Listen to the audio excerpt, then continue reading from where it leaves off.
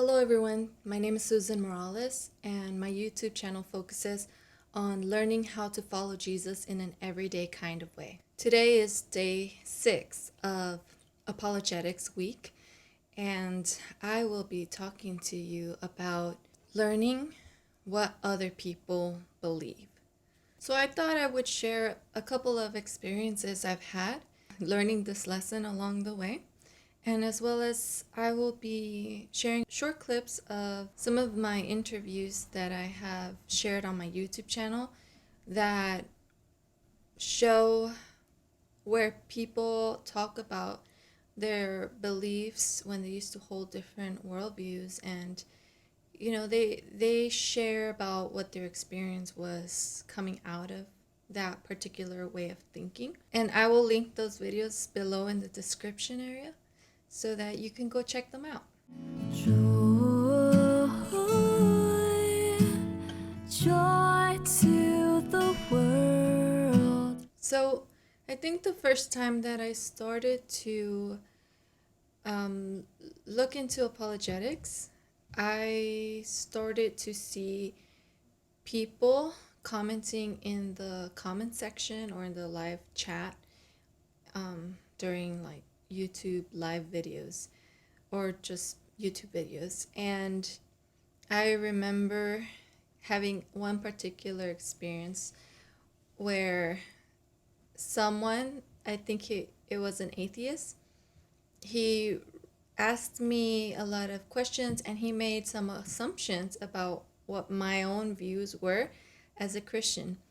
And he actually was like objecting to what I believed based off of how he thought that I believed that God created everyone, but he made it so that not everyone was capable of being saved. And so I think that person, maybe they had a background in the past having to do with like Reformed theology or like Calvinism, in particular limited atonement, that teaches that God has predestined who will be saved. And so there's different views, so I'm trying to be careful on how I explain it. But pretty much people will, take it to the next step and say that it's not fair that God didn't make it possible for everyone to be able to be saved. And I just remember like thinking, because I would respond in the comment section, and I remember like having a moment where I was like, I don't believe that. And I shared that with this person. I said, I don't believe that as a Christian. And then I explained what I actually believe, and I said, other Christians believe that, but those are not my views. And so that was interesting. I also remember making the same mistake with assumptions. I remember just being so quick to leave messages, and I tried to give an answer to wherever I found an opportunity. And I think that I came to learn that, not all atheists think the same things, hold to the same views, and some of them are not even, they don't even label themselves atheists. So it's just a little humbling, I think, for us to, before we're so quick to give a response, I think it's important for us to realize that we're answering assuming that we have labeled the person accurately and that we know everything that they believe, and so we know how to answer. And so come to find out, no, you have to actually find out what someone believes first and not assume that we already know, and not assume the worst of someone. Some people come across a little rough, but once you like, I don't know, just show some respect, show some interest in the actual person, ask them questions, you can see like a completely different side, and you can even see how they really appreciate how you were interested, and you took some moments to have a conversation with them. And, something else that I've learned is that you can learn a lot about other people's views just by listening to them. And that will help you, even if, the conversation doesn't really go where you wish it would go with that particular person. That information, whatever you learn from that person, it will help you later on with other conversations. So it really is a process of learning and growing, and it's messy and you're going to make mistakes, but there has to be effort to, like I keep saying in all the other videos, like, be respectful. And so mostly, like, do your homework, ask questions, but also you should be learning what other people believe so that you're better able to give a answer to, why you personally don't hold to those views and how those views compare to your Christian worldview.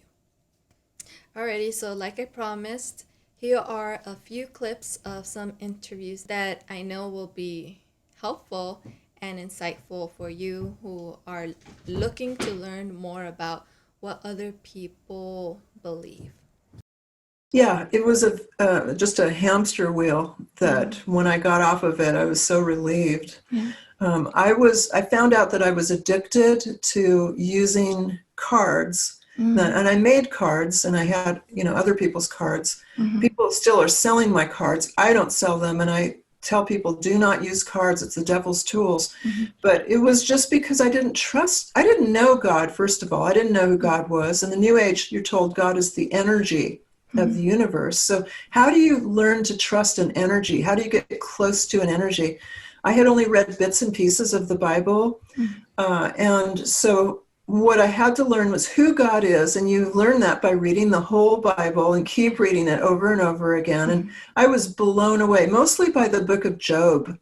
When I got to the last few chapters of Job, when God shows up and explains who he is, it really changed my perspective and helped me to know God and to learn how to trust him, that I didn't need cards to try to predict or control the future. God's got this. I never knew the future. I couldn't control the future even if I wanted to. That's God's work. Yes, my background, as you stated, is the past 16 years before I got saved, I was involved in mysticism, starting with Eastern mysticism that crept across to Western mysticism. I started branching into deeper practices and philosophies, and I wound up getting involved with and became a practitioner of multiple different forms of occult. I dabbled in many different forms, but primarily settling on shamanism and hedge witchery and white witchcraft. In that world, I was primarily working in aspects of elemental magic, Merlinian wizardry, sigil magic, and delved really into the deeper stuff, into black magic. If you watch my personal testimony, I talk about how I even entered a blood pact, where I signed my own blood magic sigil and binding myself to familiar spirits so I could become a master of the arts of divination, conjuring, enchantment, and other things like that. So I was the head teacher and instructor of a large witchcraft school. This real world witchcraft. I was a specialist and the instructor of conjuring and divination. So I was a spirit conjurer and a master diviner. I studied and mastered multiple different forms of divination. So I'm quite well versed in the world of magic and the occult and that kind of stuff. So now I use my old knowledge to help Christians to be aware of those kinds of things, to watch out for that kind of stuff in the enemy's onslaught. And I couple it with what the Bible says about it, as Scripture is the final absolute authority. But, God knew I was not going to be walking into a church anytime soon. Not going to happen. The only way God was going to get me is if he came to me. So okay, let's send Stan. So weeks pass, Stan makes, snide remarks, comments to me. He's planting things, planting seeds, saying, oh, maybe we're dating so I can bring you closer to God. And I remember just whatever, just really, really brushing that off. And I was very defensive because I thought, if you could just shut up about the God stuff, this would be a good relationship. Little by little, whatever was doing, he was saying. And then I started talking to my roommate. Turns out he was a backslidden Christian. And then one day I'm watching TV on a Saturday, and a televangelist, I'm flicking the channels back in the day when you had to do it probably with your hand. And there's a televangelist, and usually I would just go straight past, but I listened. I thought, what's he saying? And then the verses are flashing on the screen. And I thought, what's that all about? And then in the back of my mind, I'm thinking, from a very sort of arrogant perspective, well, the Bible and Shakespeare, a well-read, educated person should know the basics about the Bible and Shakespeare. At least this is what I've been taught. And I thought, I don't know where that is. So I thought, I think my roommate has a Bible. I think I saw it on the shelf. So I tiptoe into his room to go look for the Bible. It's open by his bed, which blew my mind. Like, who reads it? I'm thinking it's on a shelf, like a reference material, maybe, but that was just so weird to me. It never occurred to me that someone would read it. And I picked it up and I tried. See, I'd never opened a Bible. So whatever, say John 3:16 was on the screen, I had to go to the index and find John, Genesis, Deuteronomy, I'm looking for John, finally get to John. Then what's 3:16? I didn't know how to look up verses. I didn't know chapters and verse. By the time I got there, of course, there was no DVRs. There's no pause back then. It was on to the next and the next and the next. And I couldn't keep up. And I remember getting extremely frustrated. Like, I consider myself an educated woman, but I have no clue about this Bible. I couldn't tell you the first thing about it. I'm basically an idiot. I'm the idiot just because I don't know about it. Now, I didn't think of myself as having a hunger for God. I just thought, well, I should be more well-rounded. I should, But anyway, I eventually called him and I don't know if it was that day or a couple of weeks later, but I thought, you know what, maybe I should go talk to a pastor. And I have a lot of questions about this Bible thing and about this God thing. But so I opened up the yellow pages and I started going to see for church. Do you know how many churches there are in the LA area? I lived in Long Beach at the time where you live. Nearby, yeah.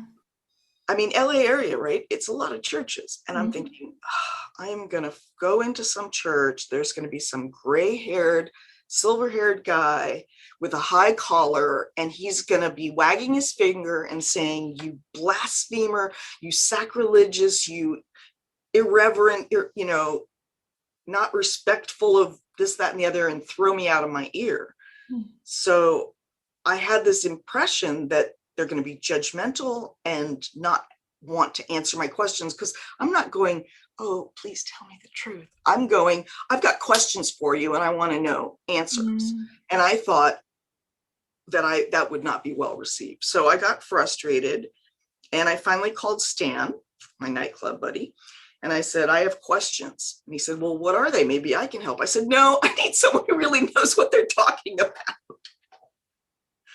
So he said, well, let me call the pastor, the college age pastor at my church. I'm like, no pastors. I'm thinking again, silver hair, high collar. And he said, no, Mark's cool. He used to be a stoner in high school. You'll like him. So I was like, oh, okay. So he calls his friend Mark, his pastor Mark. Mark calls me and says, hi. Stan said you had some questions. And I said, yes, I've got, I want to get the straight scoop. I remember that's the phrase I used. I want to get the straight scoop on this Christianity thing. I have questions and I don't understand. I just want to, answer my questions and move on with my life, kind of thing. And he said, well, tomorrow's Sunday. Why don't you come down to the church and come to my office and we can chat? And I said, no, No, I have questions now. I like, yeah, God's really had to be working on my patience even today. But he said, well, what's the hurry? Like, what's the rush? He goes, because I've got a young family. I've got a wife and 2 small kids, and it's Saturday afternoon. I promised I'd take them to the park. And I said, yeah, but I've got, questions now. Well, what's the hurry? What's the urgency that can't wait till tomorrow? Mm-hmm. And I said, well, this is 1991. I said, did you ever see the movie When Harry Met Sally? And that at the time it was a recent movie. Mm-hmm. And he said, yes.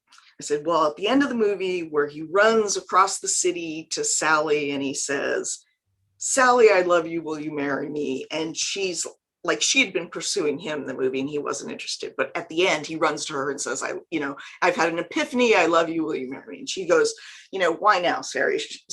Harry, she's crossing her arms and she's kind of, why now? And he says, because when you find the person you want to spend the rest of your life with, you want the rest of your life to start as soon as possible. And I don't know where that came from, but I think I knew enough that either God exists or he doesn't. I don't think he does, but if he does, that would be a game changer. And if he does, I need to get to it. Like, I don't have time to waste if that's the truth. Mm-hmm. So I was very impatient, but he said, well, he was like, okay, well, I'll meet you in half an hour. Are there significant differences between the holy books of world religions?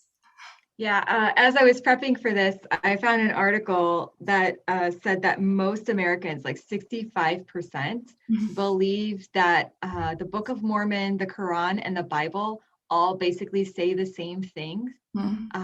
Thankfully, most Christians disagree with that statement. So I was really excited to hear there was a caveat under there that said, yeah, but even then, I think it was only 52% of Christians who disagreed with that statement, which means there are 48% of Christians who participated in that poll that think that those books are the same. And that's not true. And I don't think Muslims would say that's true. And I'm pretty certain that most Latter-day Saints would say, yeah, that's not true. And so it's important that we kind of say, maybe Americans think this way and maybe some Christians think this way, but they're wrong. And they're doing a disservice to people from other worldviews by lumping them all into the same category. The other side of that is, if we start saying the Bible is the same as the Book of Mormon and the Quran, for example, we're putting the Bible on the same platform as 2 books that were written much later by single people, by one person claiming to have had a revelation, whereas the Bible was written by many people, and most of those people, especially in the New Testament, had actually experienced the events that they were talking about, whereas in the Quran and the Book of Mormon, the men we're talking about, so Joseph Smith and Muhammad, were talking about events that they hadn't actually experienced themselves. And I think that's really an important difference when we're evaluating the text to determine the credibility of what is found in those books. And we'll talk in a little bit, I think, about how we can know the Bible is true. But I think it's important that we mention some of the distinct differences from the outset, so people are like, okay, that's good and all, Lindsey, good for blanket statement, they're different, but how are they different? Well, I already mentioned the multiple authors thing, and that's important because they corroborate each other, and there's they go along with what's being said throughout, and it makes sense when we did so going through Cold Case Christianity with J. Warner Wallace, you see how having the multiple authors, and maybe there are slight variances in the way that they describe the events, but that actually adds some credibility to what they're describing, because our points of view are not always identical.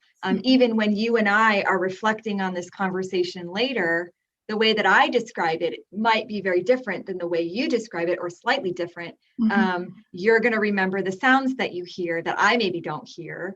And I will remember that my light keeps shining in my eyes, and other things that I will describe from my perspective here in Texas that you won't describe. And so I think it's important to remember that just because there are slight variations in those descriptions in the Bible, from the outset, we can know that that actually adds credibility. Whereas when you're looking at the Quran and the Book of Mormon, one man wrote each book. And there's no real attestation to what he was writing, except for Muhammad's wife. And Joseph Smith had a series of people who attested what he wrote was true. And many of them recanted and said, no, I really didn't believe that. And some came back later and said, okay, I did. And so kind of questionable witnesses when you're looking at the Book of Mormon. In the Quran, it explicitly rejects the Trinity, which is a foundational Orthodox Christian perspective. It says that Jesus wasn't God. And then it says that Jesus didn't die. So those are, pretty explicit differences from Orthodox Christianity and what the Bible teaches. The Book of Mormon also rejects the Trinity. And it also promotes something called henotheism. I don't know if everybody will be familiar with that term, so I'll kind of explain it. It's not polytheism, but it's sort of kind of like polytheism. It assumes that men can become gods, is essentially what henotheism is. And so they believe in one God, and they will say, I believe in one God. But when you press them further, it's one God of this world, but there are many gods of many worlds, is kind of where that goes. So it's really important that we don't assume that we all have the same definitions, even for God. And we are clarifying consistently, like, well, what do you mean by that? Because if we start assuming that all the words mean the same thing, we're going to miss a point and potentially give people bad theology that we assume is somewhere in the Bible because it lines up, but it doesn't. And just need to, this is why I keep saying, in other places that I speak, is that we need to know the word, so that when we know when false things enter the picture. Hey, oh, how I see what you're doing for me. Why you do it for me? I can see your love now. I can see how you gave your son for me. I can see your love now. I can see how you died for my